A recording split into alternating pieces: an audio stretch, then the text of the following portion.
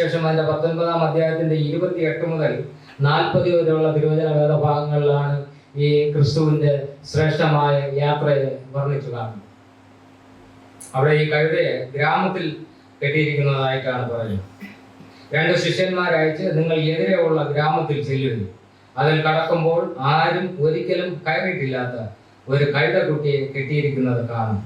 അതിനെ അഴിച്ചു കൊണ്ടുവരികയും എന്ന് പറഞ്ഞ് ശിഷ്യന്മാരെ അയക്കുന്നതായിട്ട് നമുക്ക് കാണുവാനായിട്ട് കഴിയും.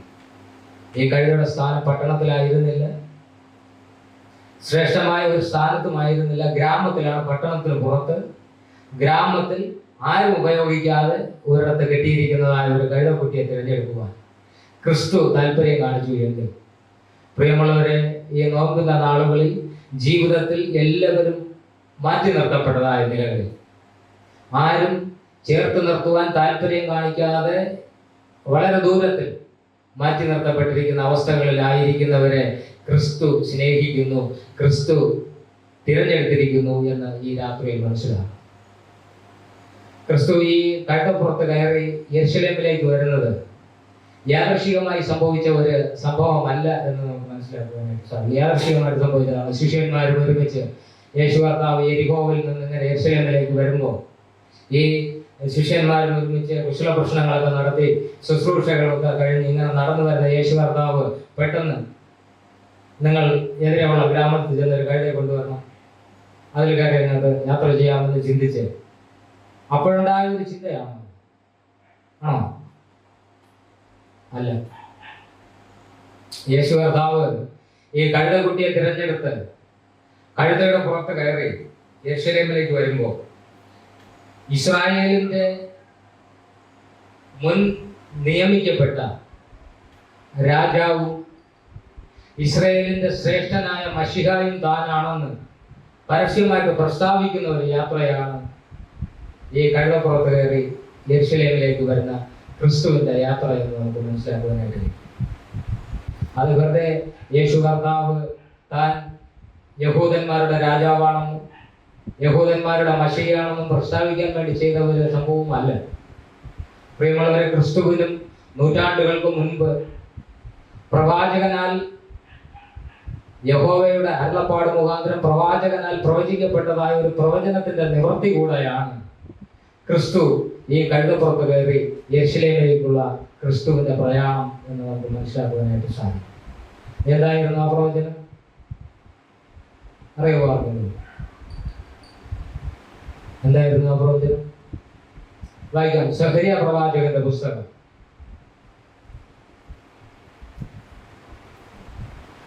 സഖരിയ പ്രവചന പുസ്തകം അതിന്റെ 9:9 വായിച്ചാൽ ക്രിസ്തുവിന്റെ ഈ കഴുതക്കുട്ടി പുറത്തുള്ള യാത്ര യാദൃശ്ചികമായി സംഭവിച്ച ഒന്നല്ല.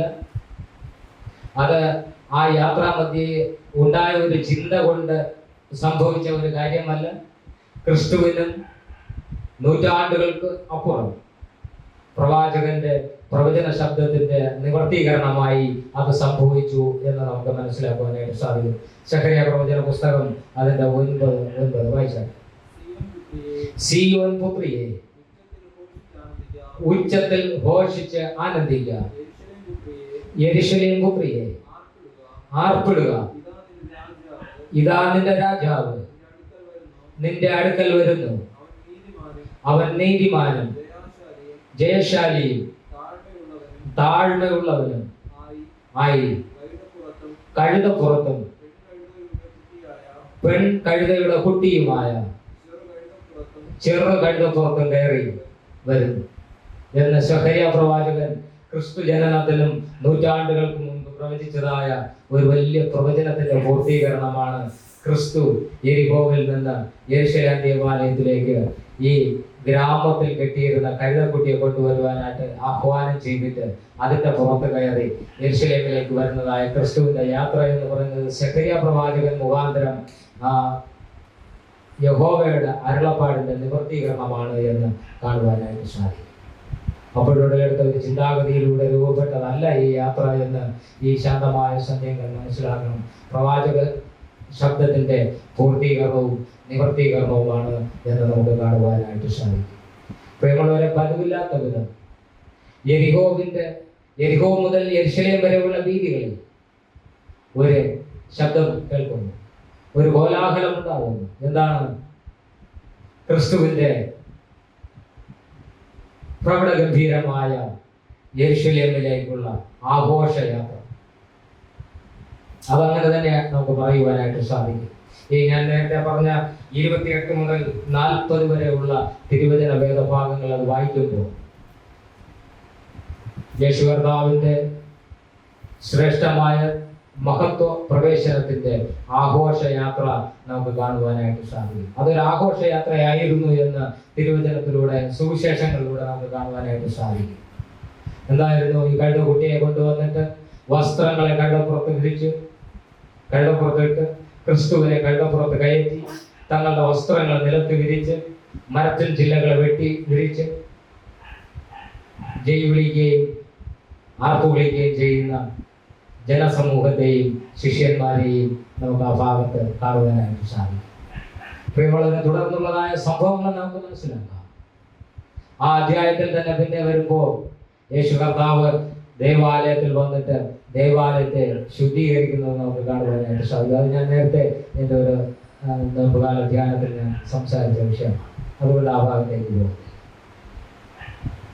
അപ്പൊ യെരുശലേമിന്റെ വീഥികളിൽ മുഴങ്ങിക്കേട്ടതായ ജൈവിളികളും ആരവങ്ങളും ക്രിസ്തുവിന്റെ ശ്രേഷ്ഠമായ ദൈവാലയ പ്രവേശനത്തിന്റെ വിളംബരങ്ങളും ഒക്കെ ഘോഷിക്കപ്പെട്ട നിമിഷങ്ങളിൽ പ്രവചന ശബ്ദത്തിന്റെ പൂർത്തീകരണം സംഭവിച്ചു എന്ന് നമുക്ക് തിരുവചനത്തിലൂടെ കാണുവാനായിട്ട് സാധിക്കും.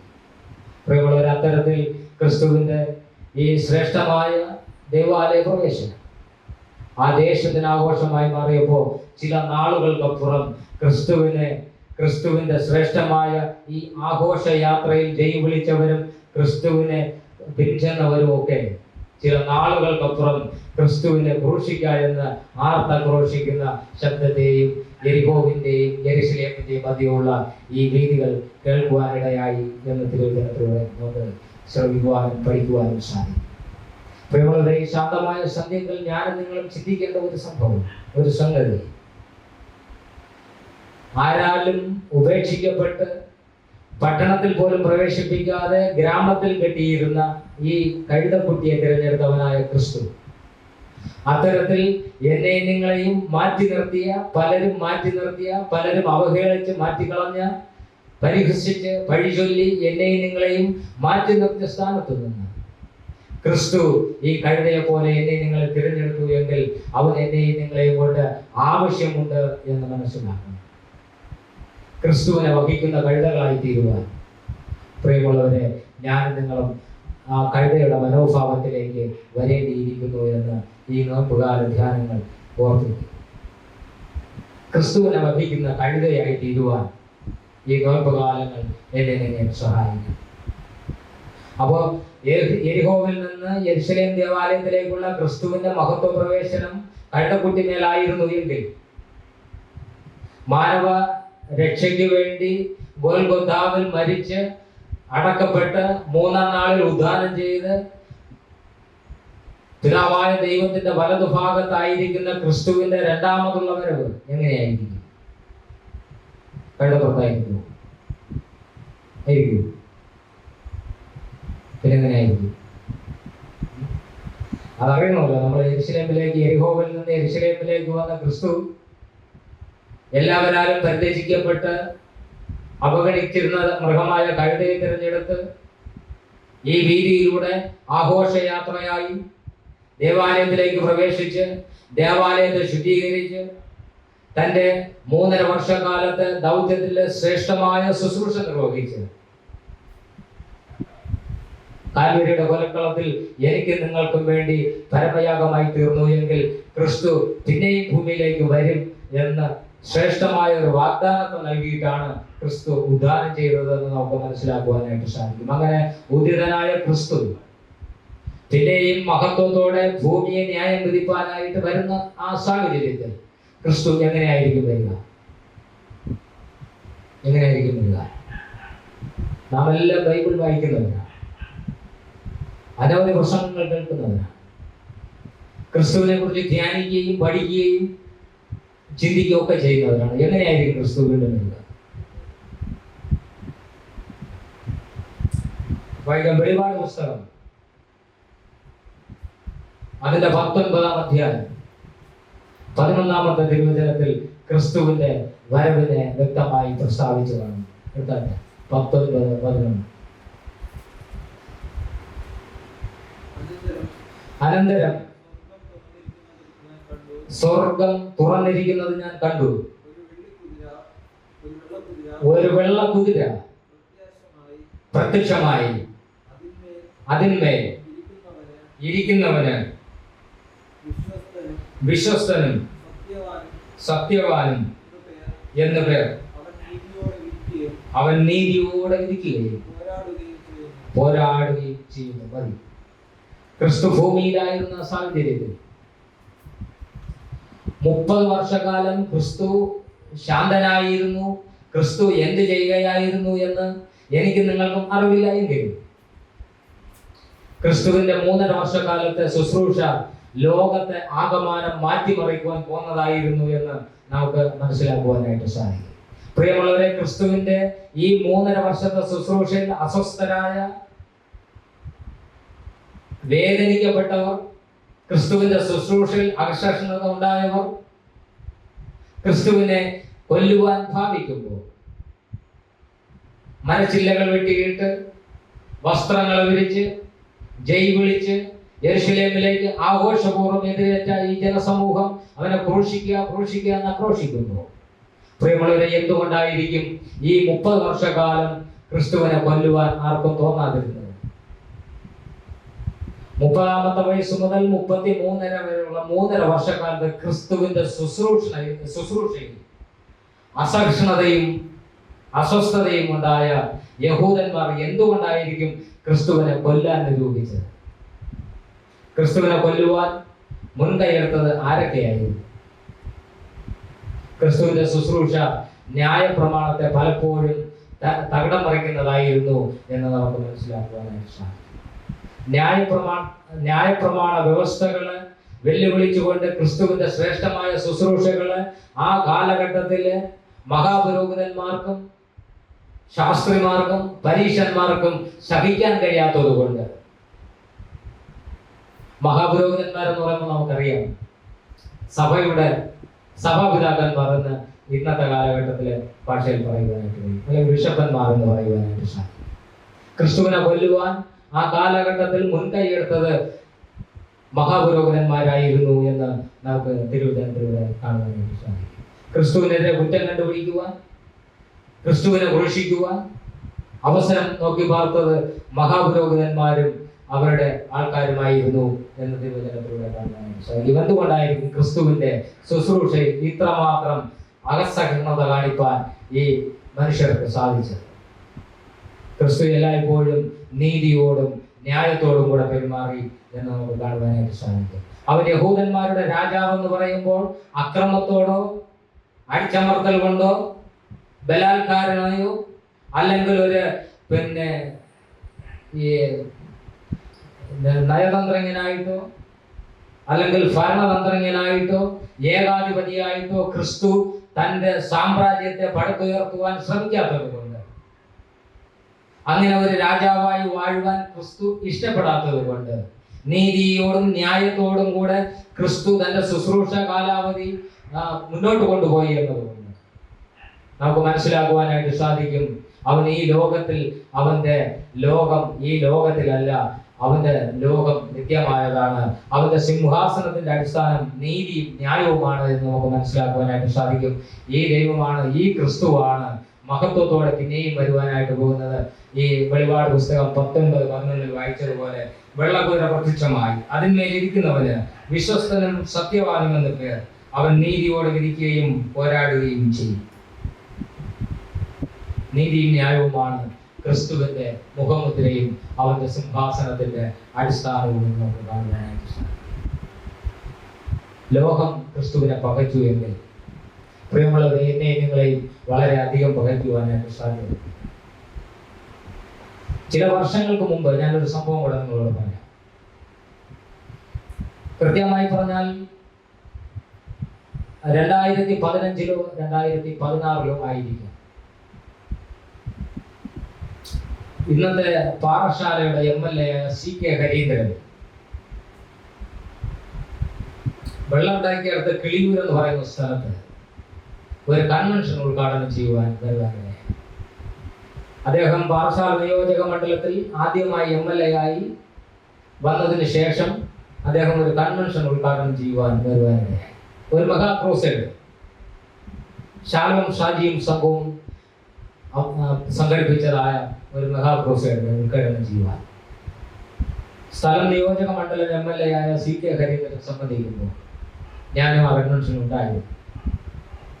അദ്ദേഹം ഉദ്ഘാടനം ചെയ്ത് സംസാരിച്ചെന്താണെന്ന് അറിയാമോ? ഇന്ന് ക്രൈസ്തവരായിരിക്കുന്ന, ക്രിസ്തു ഭക്തരായിരിക്കുന്ന, ക്രിസ്തു അനുയായികളായിരിക്കുന്ന എനിക്കും നിങ്ങൾക്കും അറിയാതെ പോയ ഒരു സംഗതി അക്രൈസ്തവനായ ആ മനുഷ്യൻ വളരെ വ്യക്തമായി ആ കൺവെൻഷൻ പന്തലിൽ പ്രസ്താവിക്കാനിടയായി. എന്താണെന്നറിയാവോ? ഓരോ ക്രിസ്ത്യാനിയുടെയും പ്രത്യാശ എന്ന് പറയുന്നത് മരിച്ച് അടക്കപ്പെട്ട് ഉയർത്തെഴുന്നേറ്റ് സ്വർഗ്ഗേ പോയ ക്രിസ്തു മഹത്വത്തോടെ വീണ്ടും വരും എന്നുള്ളതാണ് എന്ന് ആ മനുഷ്യൻ ആ കൺവെൻഷൻ പന്തലിൽ പറയുന്നുണ്ട്. അത് എങ്ങനെ വരും? അദ്ദേഹം ചോദിച്ചത്. ഞാൻ ഈ വായിച്ചു കേൾപ്പിച്ച വെളിപാട് പുസ്തകം 19-ാം അധ്യായം 11-ാമത്തെ തിരുവചനം ആ മനുഷ്യനെ പറയുന്നുണ്ട്. വെള്ളക്കുതിരമേൽ ക്രിസ്തു വീണ്ടും മഹത്വത്തോടെ വരുമെന്നുള്ളതാണ് ക്രിസ്ത്യാനിയുടെ പ്രത്യാശ. ഇന്ന് എനിക്ക് നിങ്ങൾക്ക് ആ പ്രത്യാശയില്ല, സംശയമാണ്. വേറെ ചില കാര്യങ്ങൾ കൂടെ അദ്ദേഹം പറഞ്ഞു. ക്രിസ്തുവിന്റെ 3.5 വർഷക്കാലമുള്ള യെരുശലേമിലും യെരിഹോവിലും എമ്മോസിലും ഒക്കെ ആയി, ഗന്നേസരത്ത് തടാകത്തിന്റെ കീഴിലും ഗദരദേശത്തും ഒക്കെ ആയി ക്രിസ്തു നടത്തിയതായിട്ടുള്ള ശുശ്രൂഷകൾ ആ മനുഷ്യൻ ഇങ്ങനെ പറഞ്ഞു. എങ്ങനെ അറിയാവോ? ആ യെരുശലേമിലും യഹൂദിയയിലും എമ്മോസിലും ഗദരദേശത്തും ഒക്കെ ക്രിസ്തു ചില കൺകെട്ട് വേലകൾ കാണിച്ചു എന്ന് അദ്ദേഹം പറഞ്ഞു. ചില കൺകെട്ട് വേലകൾ കാണിച്ച് ആ ദേശത്തിലെ മനുഷ്യരെ വശത്താക്കി 3.5 വർഷക്കാലം ശുശ്രൂഷ ചെയ്തു എന്ന് ആ വലിയ പന്തലിൽ അദ്ദേഹം പറയുവാനിടയായി. ഇന്നത്തെ ധൈര്യം എനിക്ക് അന്നുണ്ടായിരുന്നു എങ്കിൽ ആ മനുഷ്യർ ഇറങ്ങി പോകുമ്പോൾ ഞാൻ തീർച്ചയായിട്ടും ചോദിക്കുന്നു. ആ കൺവെൻഷൻ കഴിയുന്നവർ അദ്ദേഹം നിന്നതുമില്ല. അദ്ദേഹത്തിന്റെ റോൾ കഴിഞ്ഞപ്പോൾ അദ്ദേഹം പോയി. പ്രിയമുള്ളവരെ, എന്റെയും നിങ്ങളുടെയും ദൈവം കൺകെട്ട് കാണിക്കുന്ന ദൈവമല്ല.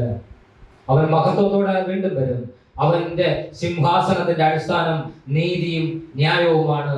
നീതിയും ന്യായവും ഇല്ലാത്ത ഈ ലോകത്തിൽ അന്നുമില്ലായിരുന്നു. ക്രിസ്തുവിന്റെ ഈ മഹത്വപരമായ പ്രവേശനം യെരിഹോവിൽ നിന്ന് യെരുശലേം ദേവാലയത്തിലേക്കുള്ള കഴുതക്കുട്ടി പുറത്തുള്ള ക്രിസ്തുവിന്റെ മഹത്വകരമായ പ്രവേശനം ദേവാലയത്തിൽ വരുമ്പോൾ അവിടെ കണ്ടതും അനീതിയും അക്രമവുമായിരുന്നു എന്ന് തിരുവചനത്തിലൂടെ കാണുവാനായിട്ട് സാധിക്കും. വിൽക്കുന്നവരും കൊള്ളുന്നവരും ദേവാലയത്തിൽ. അപ്പൊ ക്രിസ്തുവിന്റെ സിംഹാസനത്തിന്റെ അടിസ്ഥാനം എന്ന് പറയുന്നത് നീതിയും ന്യായവുമാണ്. അവൻ നീതിയോടുകൂടെ ന്യായം വിധിക്കുമെന്ന് തിരുവചനം പ്രസ്താവിക്കുന്നു. പ്രിയമുള്ളവർ, അങ്ങനെയെങ്കിൽ ഈ നോമ്പുകാലങ്ങളിൽ, ഈ സന്ധ്യാദാനങ്ങളിൽ ഞാൻ നിങ്ങൾ സംബന്ധിക്കുമ്പോൾ ക്രിസ്തുവിന്റെ രാജ്യം അത് നീതിയാലും ന്യായത്താലും അടിസ്ഥാനപ്പെട്ടതാണ് എന്ന് ഹൃദയത്തിൽ ഉറയ്ക്കുന്ന നല്ല നാളുകളായി തീരുന്നു. ക്രിസ്തു തിരഞ്ഞെടുത്ത ഒരു കഴുതയായി തീരുക, ക്രിസ്തുവിനെ വഹിച്ചുകൊണ്ട് സഞ്ചരിക്കുന്ന ഒരു കഴുതയായി തീരുക. കുതിരയല്ല. ചിലപ്പോൾ കുതിര കഴിഞ്ഞാൽ നഷ്ടപ്പെട്ടാൽ ഉതറി ഓടുന്ന സ്വഭാവമുണ്ട്. കഴുത ഉതറി ഓടത്തില്ല. പുറത്തിരിക്കുന്നവനെ മറിച്ച് താഴെ നിന്ന സ്വഭാവം കഴുതയ്ക്കില്ല.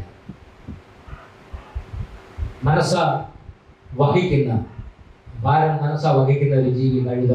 അതുകൊണ്ട് മനസ്സ ക്രിസ്തുവിനെ വഹിക്കുന്ന കഴുതകളായി തീരുവാൻ, ക്രിസ്തുവിന്റെ രാജ്യത്തിന്റെ അടിസ്ഥാനമായ നീതിയിലും ന്യായത്തിലും അനുഷ്ഠിതപ്പെട്ടതായ ക്രിസ്തീയ ജീവിതം നയിപ്പാൻ ഈ നോമ്പുകാലങ്ങൾ എനിക്ക് നിങ്ങൾക്ക് ഇടയായി തീരണം. ക്രിസ്തുവിനോട് ചേർന്ന് ജീവിക്കാൻ, ക്രിസ്തുവിനെ വഹിക്കുന്ന കഴുത കുട്ടികളായി തീരുവാൻ ഈ നോമ്പ് ചിന്തകളും ധ്യാനങ്ങളും ക്രൂശിനെ ധ്യാനിക്കുന്നതും ക്രൂശിനോട് അടുത്തു വരുന്നതും ഒക്കെ നമുക്ക് സഹായമായി തീരേണ്ടതിന് നമുക്ക് നമ്മെ തന്നെ ക്രിസ്തുവിന്റെ കരങ്ങളിലേക്ക് ഏൽപ്പിച്ചു കൊടുക്കാം. അവൻ പ്രവചന പൂർത്തീകരണത്തിന്റെ യാത്രയിൽ തിരഞ്ഞെടുത്ത കഴുതക്കുട്ടികളായി തീരുവാൻ, നിത്യതയോളം എത്തുന്ന ദൈവസ്നേഹത്തിന്റെ വക്താക്കളായി തീരുവാൻ സർവശക്തനായ ദൈവം എന്നെ നിങ്ങളെ സഹായിക്കട്ടെ എന്ന് ആത്മാർത്ഥമായി പ്രാർത്ഥിക്കുന്നു. ദൈവം നിങ്ങളെ സഹായിക്കട്ടെ.